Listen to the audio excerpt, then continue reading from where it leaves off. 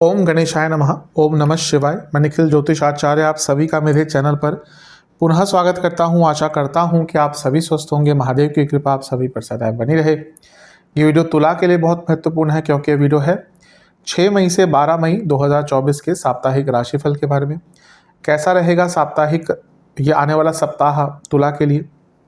मेरा साप्ताहिक राशिफल चंद्रमा की गति पर आधारित होता है। चंद्रमा एक ऐसे ग्रह हैं जो बहुत तेज़ भागते हैं, 2.25 से 2.5 दिन में राशि बदल लेते हैं। तो बहुत स्वाभाविक है कि पूरे हफ्ते में जो 7 दिन का होता है, अलग अलग भावों में जाते हैं, अलग अलग राशियों में जाते हैं, अलग अलग ग्रहों के साथ युति योग दृष्टि संबंध बनाते हैं। तो क्या प्रभाव पड़ सकता है इसका आपके जीवन पर। चंद्रमा मन के कारक होते हैं और जिस भाव में जाते हैं उसको एक्टिवेट कर देते हैं। तो डे टू डे एक्टिविटीज़ का या फिर कहिए डे टू डे एक्टिविटीज़ पर चंद्रमा का प्रभाव बहुत पड़ता है, इसलिए साप्ताहिक राशिफल विशेष होता है। तो क्या क्या हो सकता है इस सप्ताह में चंद्रमा का प्रभाव आपके जीवन पर, यही विवेचना करेंगे। लग्न राशि या चंद्र राशि तुला है, दोनों के लिए यही राशिफल होगा। पुनः समझाऊंगा, अलग अलग राशिफल टेक्निकली नहीं बन सकते। आपके ऊपर आपको कहाँ से ज़्यादा रिलेटेबली मिलती है, ज़्यादा रिजल्ट मिलते हैं। मेरा व्यक्तिगत मानना है कि लग्न राशि से ज़्यादा अच्छा रिजल्ट मिलता है। शुरुआत करते हैं। चंद्रमा आपके सप्तम भाव में आ जाएंगे और ये होगा 6 मई शाम के 5:30 बजे। अब सप्तम के चंद्रमा मिश्रित प्रभाव देते हैं क्योंकि आपके लिए दशमेश है, तो यहाँ पे आएंगे तो राजयोग बनाएंगे। ठीक है, ये अच्छा है, लेकिन यहाँ पर सूर्य चंद्रमा की युति हो गई और इसको ग्रहण दोष कहते हैं। तो ये थोड़ा सा प्रॉब्लमेटिक समय हो गया। सप्तम में ग्रहण दोष का बनना यानी कि पहला तो मैरिड लाइफ में प्रॉब्लम होगी और दूसरा आपकी पब्लिक इमेज पर भी थोड़ा सा प्रहार हो सकता है। काम करते हैं तो ऑफिस में कोई आपका नाम खराब करने का प्रयास करेगा। बिजनेस करते हैं तो आपके काम में कोई आप काम को आपके नाम को खराब करने का प्रयास करेगा। पर्सनल लाइफ में भी ये हो सकता है, सोशल लाइफ में भी ये हो सकता है। तो अपने व्यवहार को, अपने बॉडी लैंग्वेज को लेकर बहुत कॉन्शियस रहेगा। और मैं तो ये कहूँगा जितना यहाँ पे लोगों से मिलना जुलना लिमिटेड रखेंगे, सीमित रखेंगे, उतना आपके लिए अच्छा रहेगा।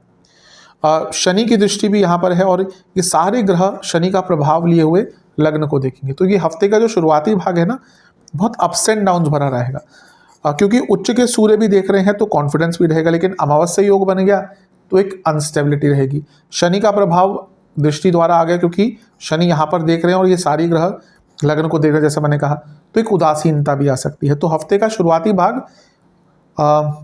मिक्सचर ऑफ इमोशंस, कई प्रकार के भावनाएं और इमोशंस आपको थोड़ा सा तंग करेंगी क्योंकि जब अलग अलग विचार आते हैं, अलग अलग इमोशंस होते हैं, माइंड फ्लक्चुएशन बहुत रहेगा, मूड स्विंग्स बहुत रहेंगे।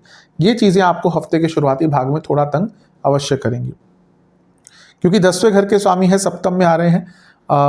करियर में आगे बढ़ने का मौका मिलेगा, लेकिन यहाँ पे बायसनेस बहुत रहेगी। ऑफिस पॉलिटिक्स यहाँ पर आपको बहुत तंग करेगी। तो मिश्रित सा ही समय मैं कहूँगा यहाँ पर आपका दिख रहा है। धन के मामले में फिर भी अच्छा है क्योंकि देखिए सूर्य लाभेश हैं, चंद्रमा दशमेश हैं, शुक्र खुद लग्नेश है, यानी कि बिजनेस करते हैं उसमें पैसा अचानक से बढ़ेगा। करियर में भी भौतिक रूप से आगे बढ़ सकते हैं, लेकिन मिक्सचर ऑफ इमोशन जैसा मैंने कहा वो रहेगा। नवमांश कुंडली कह रही है बहुत सेंसिटिव टाइम है, अपने ऊपर नियंत्रण रखना है। दशमांश कार्य क्षेत्र में आगे अवश्य बढ़ सकते हैं, स्पेशली अगर फाइनेंस फील्ड में है तो। बस जो मैंने ऑफिस पॉलिटिक्स आदि वाली बात कही, ध्यान दीजिएगा। बिजनेस में भी समय ठीक है, पैसा अचानक से आ सकता है, लेकिन अपना नाम खराब मत होने दीजिएगा, गुडविल पर प्रभाव पड़ सकता है।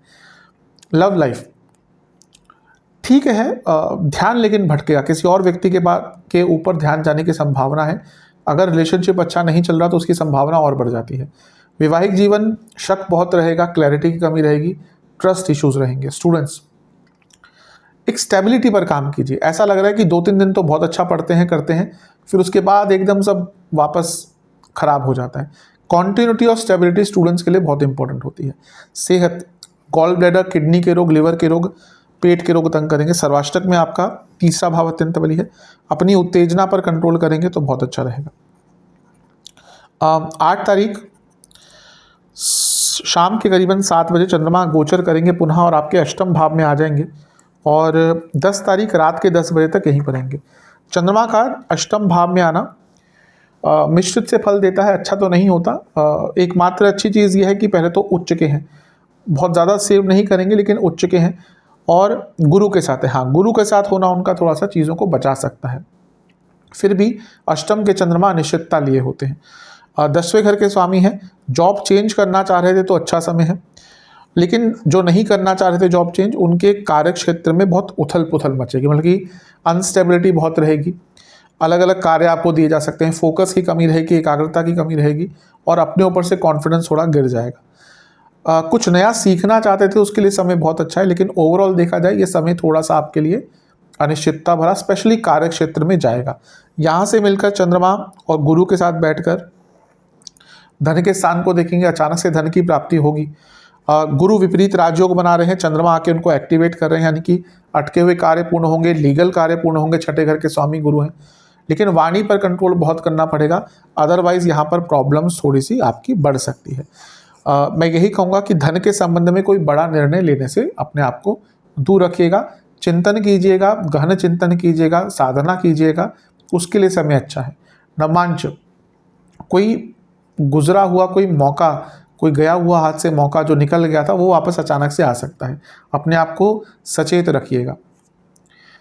दशमांश कुंडली, कार्य क्षेत्र में बहुत सारे काम अनिश्चित, जैसे मैंने कहा अनिश्चितता दिख रही है, मिसकम्युनिकेशन होगी, गलतियां होंगी, तो थोड़ा सा अप्स एंड डाउन वाला समय है कार्य क्षेत्र में।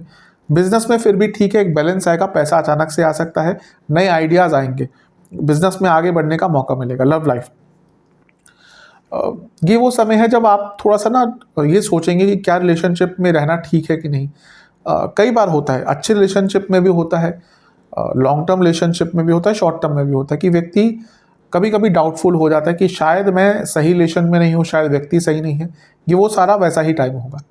वैवाहिक जीवन में चीज़ें आगे बढ़ेंगी, एक जो प्रॉब्लम्स आ रही थी उनका निवारण होगा। जहाँ तक स्टूडेंट्स की बात है, बहुत अच्छा समय है, भाग्य साथ देगा। तो आपका एग्जाम अगर इस पीरियड में कहीं पड़ता है कोई, या कुछ कार्य अटक रहे थे, यहाँ पे पूर्ण हो सकते हैं।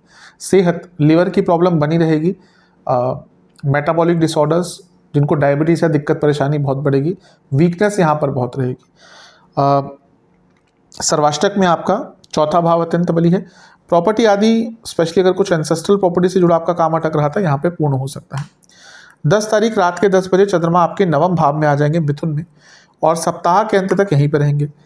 चंद्रमा का भाग्य स्थान में आना 10 तारीख को रात को 10 बजे ये होगा।